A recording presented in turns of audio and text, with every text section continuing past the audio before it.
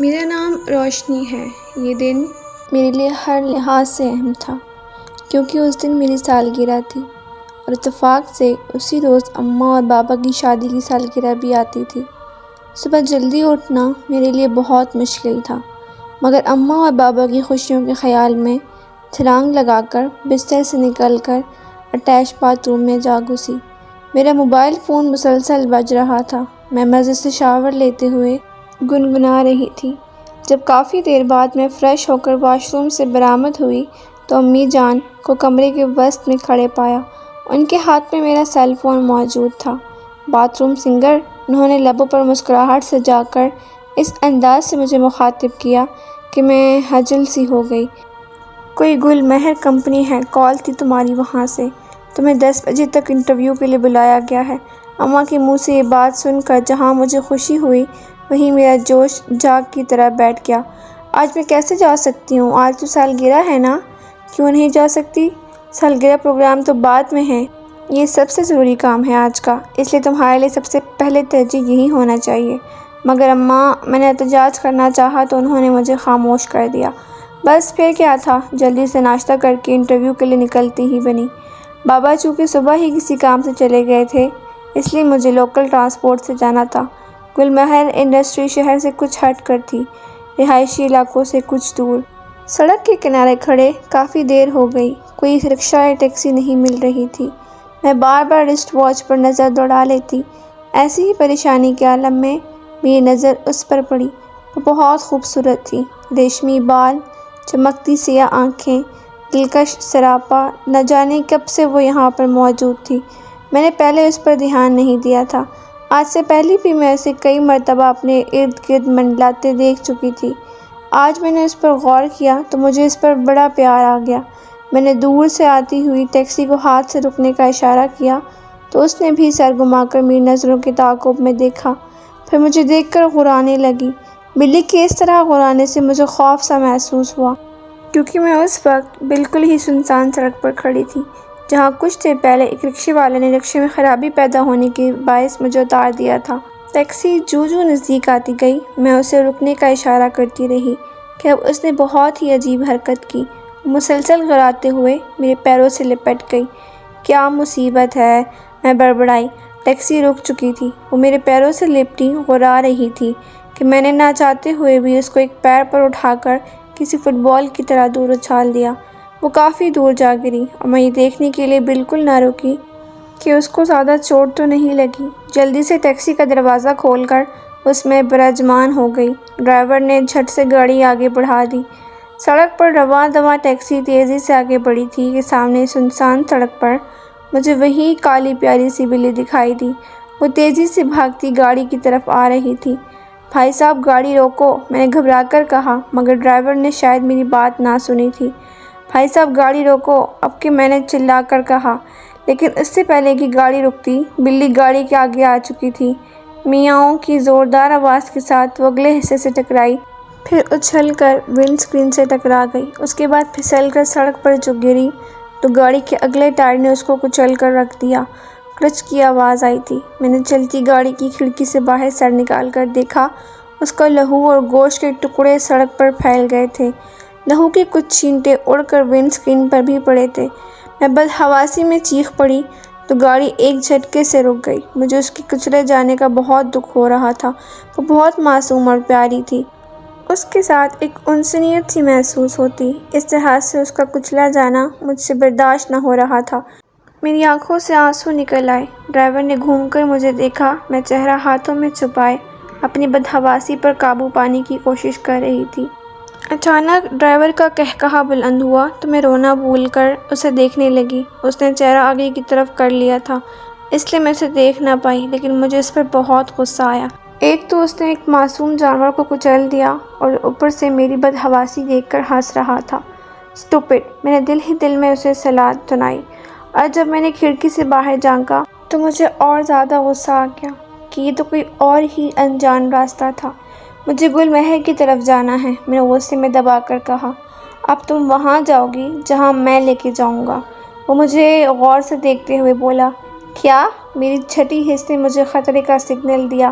ایسے کیسے لے کے جاؤ گے؟ میں ہڑبڑائی۔ وہ کوئی ڈاکو یا جرائم پیشہ تھا۔ تمہیں مجھ سے کچھ نہ ملے گا، میرے پاس کوئی بھی قیمتی چیز نہیں ہے، تم چیک کر سکتے ہو۔ میں نے اپنا شولڈر بیگ اس امید پر اس کی طرف بڑھایا کہ شاید وہ میرا یقین کر کے مجھے چھوڑ دے۔ ہاں ہاں ہاں، وہ فلک شگاف کہے لگانے لگا۔ مجھے چیزیں نہیں درکار، مجھے تو تمہاری ضرورت ہے۔ میں میرے حلق میں آواز اٹک کر رہ گئی۔ اب مجھے یقین ہو چلا تھا کہ میری عزت خطرے میں ہے۔ کیا میں چلتی گاڑی سے چھلانگ لگا دوں؟ میں نے خود سے یہ سوال کیا ہی تھا کہ وہ بول پڑا، آرام سے بیٹھی رہو۔ تم کون ہو؟ میں نے تھوک نکل کر اس سے پوچھا۔ تم نے پہچانا نہیں مجھے؟ یہ کہہ کر اس نے گردن پیچھے کی طرف موڑی۔ میں اسے پہچاننے کی کوشش کرنے لگی۔ اس کی چھوٹی چھوٹی گول آنکھیں اندر کو دھسی ہوئی تھیں اور آنکھوں کے گرد گہرے کالے حلقے تھے۔ دیکھنے میں قبول صورت تھا، مگر اس کا عجیب سا حلیہ اسے پراسرار بنا رہا تھا۔ اب اس کا چہرہ برف کی مانند سفید پڑا ہوا تھا۔ پہلی نظر میں ایسا لگتا جیسے وہ کسی سرد خانے سے بھاگ کر آنے والا مردہ ہے۔ مردخ کے خیال سے مجھے جھرجھری سی آ گئی۔ میں اسے پہچان نہیں پائی۔ چلو کوئی بات نہیں، میں تمہیں یاد دلاتا ہوں۔ یہ کہہ کر اس نے گاڑی کچے میں اتار دی۔ میں خوف سے تھر تھر کانپنے لگی۔ پلیز میری بات سنو، مجھے چھوڑ دو، میری تم سے کوئی دشمنی نہیں، میں تو تمہیں جانتی تک نہیں، میں نے گڑگڑاتے ہوئے استجائیہ لہجے میں کہا، جس کا اس پر رتی بر اثر نہ ہوا۔ گاڑی ایک کھلے سے ویران و پراسرار میدان میں پہنچ کر رک گئی، جہاں دور دور تک کوئی زیرو موجود نہ تھا۔ اب ڈرائیور نے گاڑی کا دروازہ کھولا اور میرا ہاتھ پکڑ کر مجھے کھینچ کر باہر نکالا۔ اب وہ پورے قد سے میرے سامنے کھڑا تھا۔ میں نے ذہن پر بہت زور ڈالا، مگر اسے پھر بھی پہچان نہیں پائی۔ اس نے مجھے ایک پتھر پر دھکا دیا۔ میں خوفزدہ سے پتھر پر بیٹھ گئی۔ سنو، میں کون ہوں؟ اس نے میری طرف پیٹھ موڑ کر کہنا شروع کیا۔ میں زرغام ہوں، وہ زرغام جو تم سے کچھ کہنا چاہتا تھا، مگر تم نے غرور و حسن میں کبھی اس دبلے پتلے عام سی شکل و صورت والے زرغام کی بات سننے کی ضرورت ہی محسوس نہ کی۔ میں بار بار کوشش کرتا رہا، تمہارے راستے میں آتا رہا، یہاں تک کہ ایک دن تمہارے ہاسٹل میں آ گیا، مگر تم نے مجھے وہاں سے بھی بے عزت کر کے نکلوا دیا۔ میں پھر بھی تمہارے گرد چکراتا رہا۔ تم نے مجھے جہاں دیکھا نفرت سے ذلیل ہی کیا، برباد کر دیا تم نے مجھے۔ میں تمہارے عشق میں اس قدر دیوانہ ہو چکا تھا کہ ایک دن میں نے اپنے سر میں گولی اتار کر اپنی زندگی کا خاتمہ کر لیا۔ میں تمہارے عشق، تمہاری یاد سے چھٹکارا پانا چاہتا تھا، مگر میں وقتی اذیت سے چھٹکارا پانے کے لیے ابدی اذیت میں مبتلا ہو گیا۔ اس کی آواز عجیب سے غیظ و غضب سے لبریز تھی۔ جیتے جی تو میں تمہیں نہ پا سکا، مگر اب میں تمہیں بھی ایسی جان لیوا اذیت سے دوچار کر کے ماروں گا، پھر تم ہمیشہ کے لیے میری ہو جاؤ گی۔ تمہیں کوئی بھی مجھ سے دور نہ کر پائے گا، تم بھی ایک بدرو بن جاؤ گی۔ مجھے اس کی ایک بات کی سمجھ نہ آ رہی تھی، باوجود ہزار کوشش کے وہ میری سمجھ سے باہر تھا۔ میں اسے جانتی تک نہ تھی۔ میں حیرت سے بت بنی اس کی صورت دیکھ رہی تھی کہ اس نے میری طرف رخ موڑا اور آہستہ آہستہ مشینی انداز میں میری طرف بڑھنے لگا۔ وہ بھی مجھ سے کچھ دوری پر تھا کہ فضا میں دھماکے سے ہونے لگے، زمین زوردار آواز سے پھٹنے لگی اور زمین سے اس کے جیسے بہت سے استخوانی جسامت رکھنے والے مردہ نما انسان نکل آئے۔ میں خوف کے مارے کنگ ہو گئی تھی، کسی کو مدد کے لیے پکارنا چاہتی تھی۔ وہ ڈھانچے تھے یا مردے تھے، کسی جگہ پر گوشت لٹک رہا تھا، کسی کی آنکھیں باہر کو ابلی ہوئی تھی، زیادہ تر ان کا جسم ہڈیوں کا پنجر بن چکا تھا۔ ان سب نے میری طرف بڑھنا شروع کر دیا۔ میں نے لرزتے ہوئے اپنی آنکھیں بند کر دی۔ مجھے یقین ہو چکا تھا کہ میں عبرت ناک موت سے دوچار ہونے والی ہوں۔ میں نے خود کو متوقع موت کے حوالے کر دیا اور زندگی کی آخری گھڑیاں گننے لگی۔ میرے دل کی دھڑکن دگنی ہو گئی تھی۔ کسی بھی صورت اب میرا بچنا محال تھا۔ زرغام اور اس کی ساتھی روحیں بتدریج مجھے گھیرے میں لے چکی تھیں۔ میں نے دل ہی دل میں اللہ کو یاد کر کے گناہوں کی مغفرت طلب کرنا چاہی کہ دفتن میرے کانوں نے ایک آواز سنی۔ میں نے جھٹ سے آنکھیں کھول کر دیکھا۔ بلی کی آواز سنتے ہی زرغام کی بدروح اور اس کی ساتھی ڈھانچے نما بدروحیں اپنی اپنی جگہ پر ساکت ہو گئیں۔ وہ شاید اس کالی بلی سے خائف تھے۔ بلی ایک طرف سے تیزی سے بھاگتی ہوئی آئی، ایک جمپ لگا کر ڈھانچوں کے اوپر سے ہوتی ہوئی زرغام کی بدرو پر حملہ آور ہوئی۔ بلی کی پنجوں سے زرغام کے چہرے پر سے کھال اترتی چلی گئی۔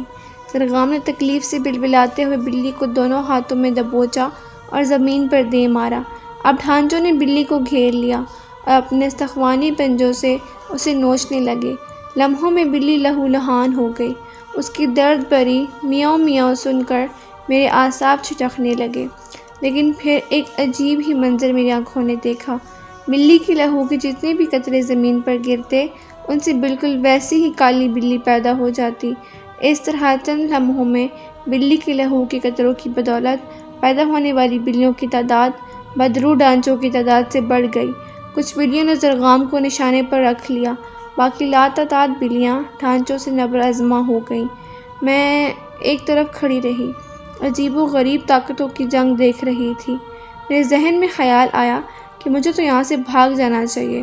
اس خیال کے آتے ہی میں ٹیکسی کی طرف بھاگی، ڈرائیونگ سیٹ کا دروازہ کھول کر اندر بیٹھی، مگر جب میں نے ٹیکسی سٹارٹ کرنا چاہی تو ٹیکسی سٹارٹ ہو کر نہ رہی۔ اتنے میں بلیوں نے بدروؤں پر قابو پا لیا۔ زرغام کی چیخ و پکار ہر طرف گونجنے لگی اور اس کے ساتھی ڈھانچے ٹوٹ ٹوٹ کر گرنے لگے۔ جیسے ہی کوئی ڈھانچہ ٹوٹ کر گرتا، اس کے ساتھ ہی اس پر حملہ آور بلی بھی غائب ہو جاتی۔